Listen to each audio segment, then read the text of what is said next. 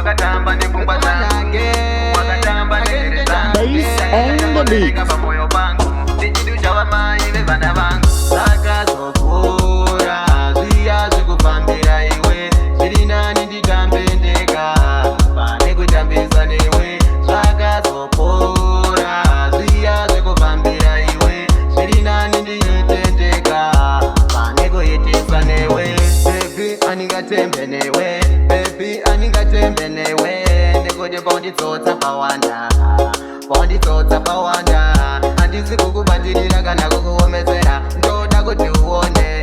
Handisi kukuomesera kana kukubatirira, ndoda kuti uone. Zvakazokura zviya zvikufambira iwe, zviri nani nditambe ndega pane kutambisa newe. Zvakazokura zviya zvikufambira iwe, zviri nani ndiite ndega pane kuitisa newe.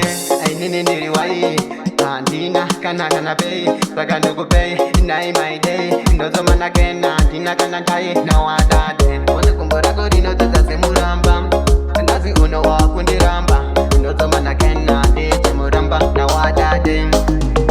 Zvakazokura zviya zvikufambira iwe, zviri nani nditambe ndega pane kutambisa newe. Zvakazokura zviya zvikufambira iwe, zviri nani ndiite ndega pane kuitisa newe. Baby aningatembe newe, baby aningatembe newe, ndikuti ponditsotsa pawanda, ponditsotsa pawanda.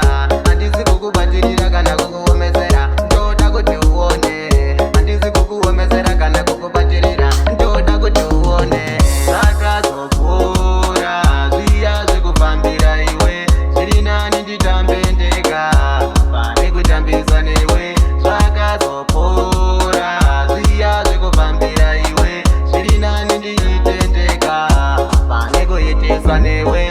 Ainini ndiri wai handina kana pay, saka ndikupay nai my day. Ndozomana kena ndina kana ndaye nawadade, one kumbo rako rinodzadza semuramba, ndazi uno wakundiramba.